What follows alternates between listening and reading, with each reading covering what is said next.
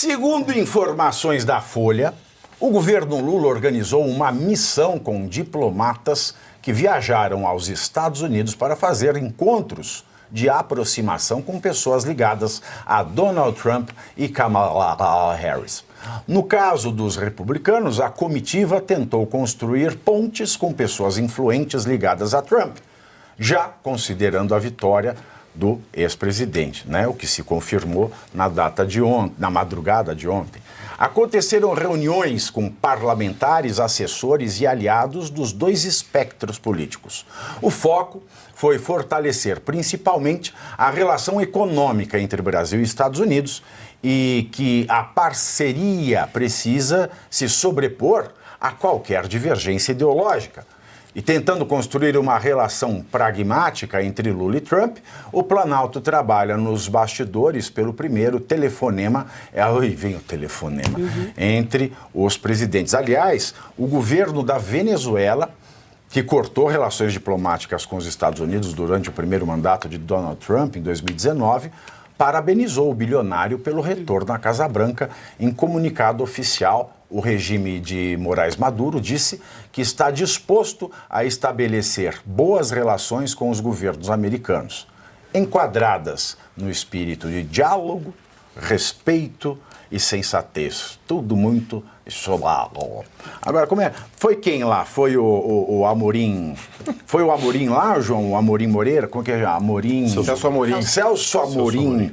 Foi o Celso Amorim, foi lá e falou, olha, o Lula ele te chamou de Hitler, mas assim, não é nada pessoal, né? Era um Hitler do bem, ele quis dizer, o Hitler né? do bem, é. Não, eu não sei se foi o Celso Amorim, mas o Celso Amorim... Que aí ele leva a Playboy dos anos 80, né? Fala assim, olha aqui, ó. O Lula ele gosta de homens como Hitler. Olha a entrevista na Playboy. Porque na Playboy, só para lembrar, quando o Lula deu entrevista à Playboy nos anos 80, ele falou assim, um homem da história que você admira, ele falou assim, olha, Hitler tem aquela coisa que eu gosto no homem. Ele vai lá e faz. Então aí o Celso Amorim leva, ele te chamou de Hitler, mas ele tem simpatia. Mas a especialidade do PT e do Lula é distorcer a verdade, né? Forjar aliados. Acho que eles vão nesse sentido, né? Para não prejudicar a economia em tese. E o Trump, você vê que ele tem uma linguagem muito direta, muito objetiva. Ele até usa um vocabulário até pequeno, né?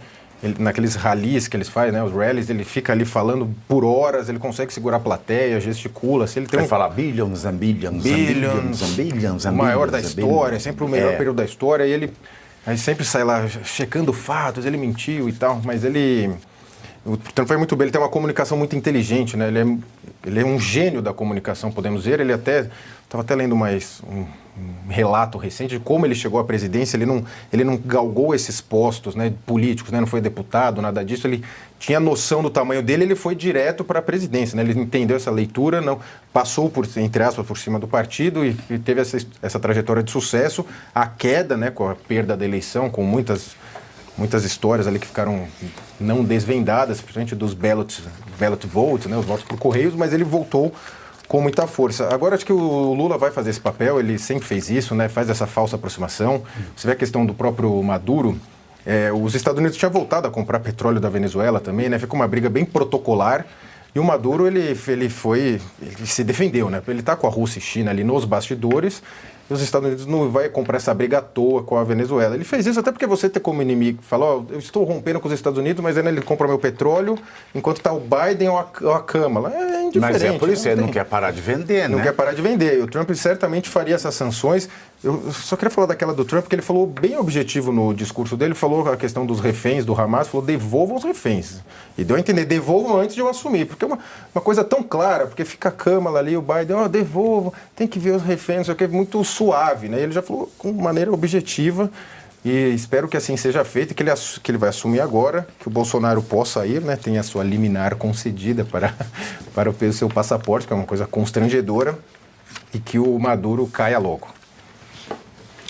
Bom, primeiramente, falando um pouco sobre Trump, que ainda é um assunto muito importante para a economia mundial e não deixa de ser para o Brasil, o Trump não está nem aí com a América do Sul e a América Latina, né?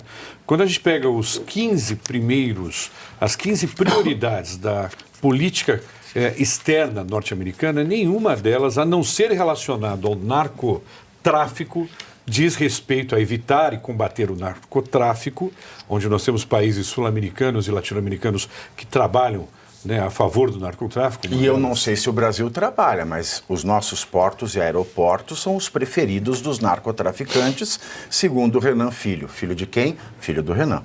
Porque diz que os traficantes preferem os portos e aeroportos que são melhores, né?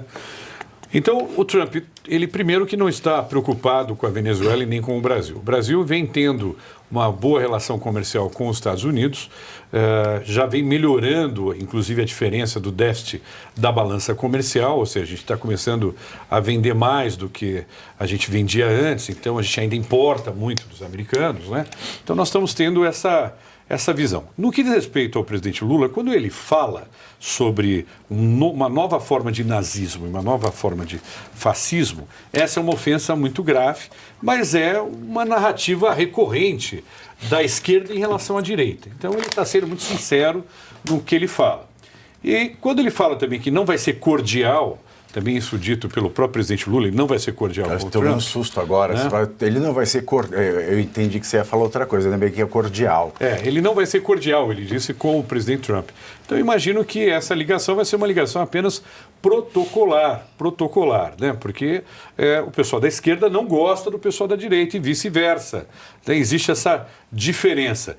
Nós estávamos lá em Las Vegas algumas semanas antes, onde fizemos aquela cobertura exclusiva aqui para a Revista Oeste, principalmente aqui para o nosso programa do Faroeste Brasileira, e lá nós tínhamos dois cenários. Nós tínhamos as bolsas dizendo que Trump não seria eleito, estavam apostando na Kamala, e tínhamos também os especialistas, os cientistas políticos, falando que a próxima presidente seria a Kamala, ou seja, o consórcio estava dizendo que a Kamala seria presidente. Eu me lembro que naquela entrevista eu disse o seguinte, naquela reportagem que nós temos que ser escravos ao fato, eu coloco a minha opinião ao final, que eu tinha uma dúvida quanto a esses dados. Mas a questão é que a Bolsa, no dia seguinte que você falou com a gente, ela fez boca de jacaré.